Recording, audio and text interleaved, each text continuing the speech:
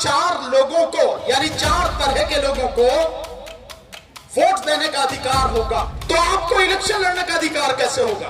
बताओ जरा मुझे। पहले ही उन्होंने कह दिया इतने लोगों को कोई अधिकार नहीं होगा। दूसरा, तो संविधान में जो लिखा है उसे जरा सुनने और समझने की जरूरत है साथियों।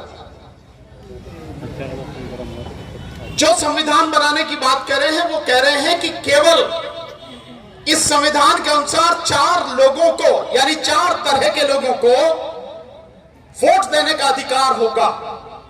नंबर 1 हिंदुओं को, नंबर 2 बौद्धों को, नंबर 3 जैनियों को और नंबर 4 सिखों को। तो मुस्लिम समाज के जो लोग हैं और जो पारसी हैं और जो ईसाई हैं, इनको तो एक झटके में ही उन्होंने मताधिकार से वंचित कर दिया। और जब आपको वोट देने का अधिकार नहीं है तो आपको इलेक्शन लड़ने का अधिकार कैसे होगा? बताओ जरा मुझे। इस बात को जरा ध्यान से सोचें आप।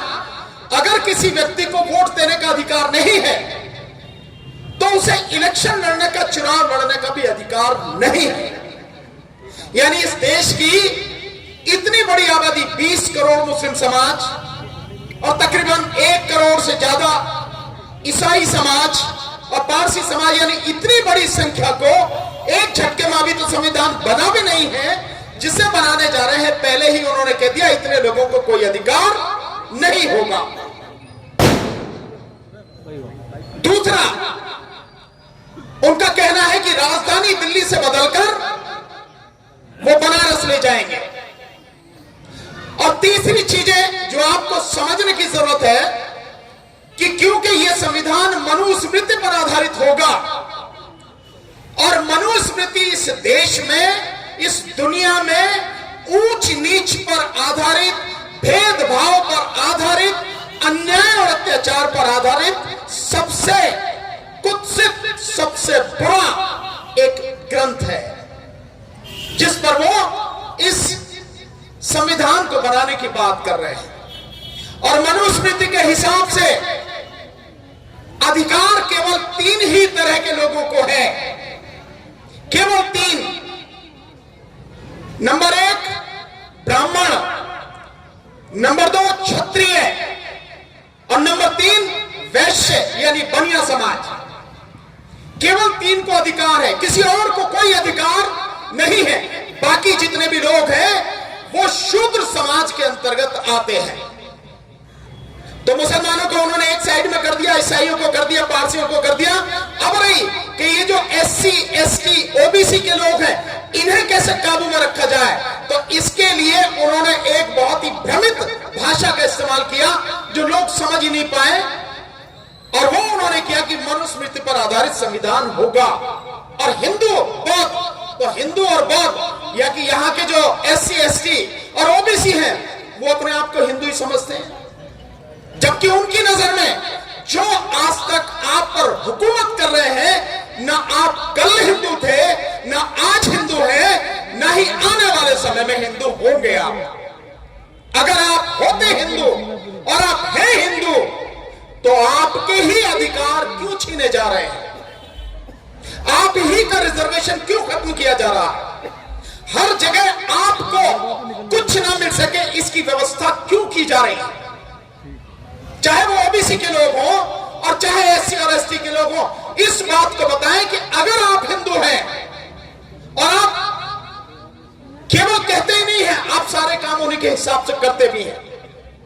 जितने भी त्योहार हैं हिंदुओं के, चाहे वो दिवाली हो, होली हो, दशहरा हो, भैया दूज हो, रक्षाबंधन हो, गणेश चतुर्थी हो, शिव की पूजा हो, लक्ष्मी की पूजा हो, जितने भी हैं सारे हिंदुओं के त्योहार है। तुम्हारा कौन सा त्योहार है? SC, ST, OBC का कौन सा त्योहार है? कोई नहीं। तो तुम उन्हें मनाते हो, बावजूद उसके भी तुम्हें कोई अधिकार देने के वो पक्ष में न थे, न वो हैं और ना ही कभी होंगे। ये तो भला हो बाबा साहब डॉक्टर अंबेडकर का कि उन्होंने अपनी शिक्षा और ज्ञान के दम पर 3,500 साल पुरानी जो व्यवस्था है उसको बदलकर आपको इंसान की तरह आप जी सके, लड़ सके, तरक्की कर सके, पढ़ सके, आपके बच्चे आपको अधिकार दे दिए। तो आपको सिर्फ ये कह के कि मनुस्मृति पर आधारित है वो, आपके भी सारे अधिकार खत्म होंगे। वोट का अधिकार आपको भी नहीं मिलेगा, और वोट का अधिकार SC ST OBC को नहीं होगा, तो चुनाव लड़ने का भी इनको अधिकार नहीं होगा। अगर ये अपने इरादों में सफल हो गए तो क्या आपको नहीं लगता कि जब देश में एक संविधान लागू है, उस संविधान के होते हुए उस संविधान को खत्म करने की बात हो रही है और मनुस्मृति पर आधारित संविधान की बात हो रही है, क्या यह देशद्रोह नहीं है? लेकिन कोई सरकार, न तो राज्य की सरकार न केंद्र की सरकार के खिलाफ कार्रवाई नहीं कर रही। ये बातें इसलिए आपको बताना जरूरी है कि संविधान वाकई में खतरे में है, और सरकार के जितने भी विभाग हैं, विशेषकर संवैधानिक विभाग हैं, जिनमें आप इलेक्शन कमीशन कह सकते हैं, जिनमें आप UPSC को कह सकते हैं, ये जितने भी विभाग हैं जिसमें CAG को जो खर्च और इनकम का हिसाब किताब रखता है CAG, ये सारी की सारी संस्थाएं सिर्फ और सिर्फ सरकार की गुलामी कर रही हैं। आज की तारीख में यह संविधान के हिसाब से जो इनकी जिम्मेदारी है देश के प्रति, देश की जनता के प्रति, उससे पूरी तरह से दूर हो चुके हैं। इसलिए संविधान पर खतरा है। प्रधानमंत्री मोदी धोखा देने के लिए आपको वैसे तो कितनी ही बातें बताएं, चाहे 15-20 लाख रुपए का मामला हो, चाहे 2 करोड़ नौकरियों का मामला हो, चाहे डिजिटल इंडिया का मामला हो, चाहे जो स्मार्ट सिटी 100 स्मार्ट सिटी बनाने की बात हो, चाहे महिलाओं की सुरक्षा की बात हो, कुछ भी हो, चाहे किसानों की आमदनी 2022 अब जाने वाला है, बचाना जरूरी है। मेरे साथी बैठे हैं सारे हॉकर्स फेडरेशन के, रेहड़ी पटरी वाले सारे साथी हैं, इनकी भी रेहड़ी पटरी जब भी बचेगी जब संविधान बचेगा। जो भी साथी फुटपाथ पर जूते चप्पल ठीक करते हैं, जिनके माध्यम से आज ये मीटिंग भी अरेंज की गई है, जो भी बहुत परेशान हैं, उनके भी ठीक कब बचेंगे? जब संविधान बचेगा। आपका रोजगार कब बचेगा? आपको नौकरी कब मिलेगी, कैसे मिलेगी? जब संविधान बचेगा। आपको शिक्षा कैसे मिलेगी? आपके बच्चों को शिक्षा कैसे मिलेगी? आप कोई बिजनेस कर सके, किसान खेती कर सके, मजदूर मजदूरी कर सके, ये कब संभव है? जब संविधान बचेगा। और संविधान बचे ही नहीं, इससे भी कहीं ज्यादा जरूरी है कि संविधान ईमानदारी से लागू हो।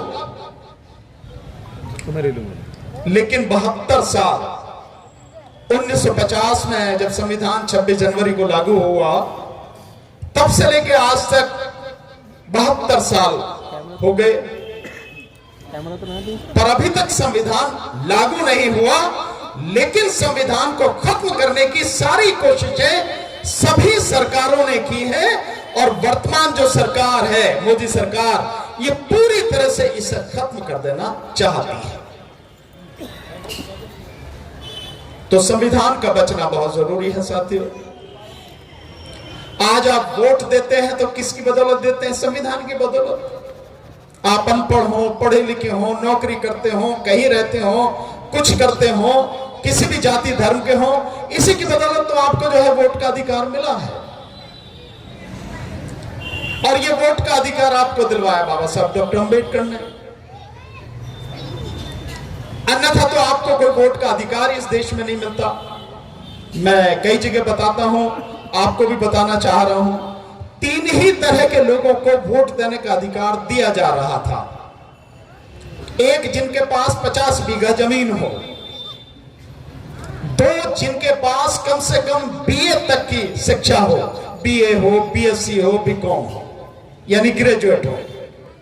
और तीसरा, जो इनकम टैक्स देते हो।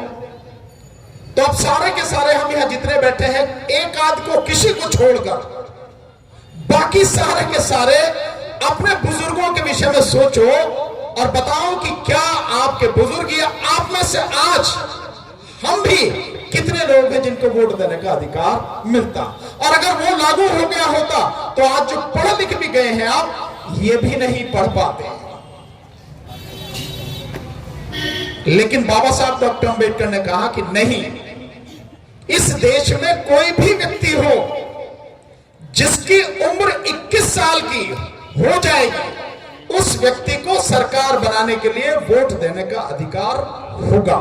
वो अमीर हो, गरीब हो, आदमी हो, स्त्री हो, इस जाति का, उस जाति का, इस धर्म का, उस धर्म का, शहर गांव कहीं का भी हो, 21 साल जिसकी उम्र होगी, सरकार बनाने का अधिकार उसको होगा।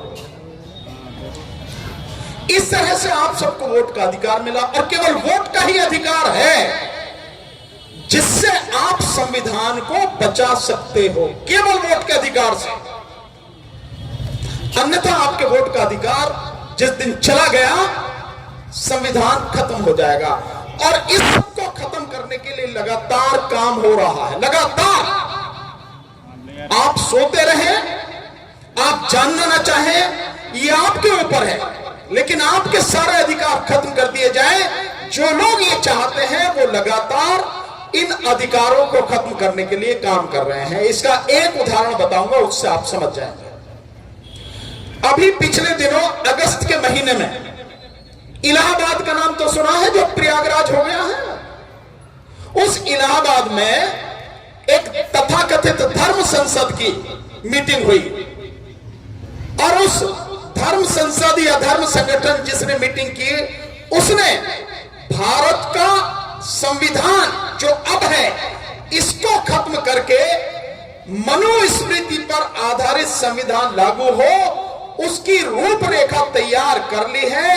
60 पेज की रूपरेखा पर उन्होंने चर्चा की, और उसके बाद में अगले साल, यानी अब 1.5 महीने बाद, 2 महीने बाद अगला साल शुरू हो जाएगा, उसकी दूसरी मीटिंग बनारस में होगी। और उस धर्म संसद में जो संविधान वो बना रहे हैं मनुस्मृति पर आधारित, उस पर चर्चा हुई। उसमें क्या लिखा था, ये अखबार की खबर है, 12 अगस्त का दैनिक भास्कर अखबार, उसे निकालिए और पढ़िए। उस अखबार में लिखा है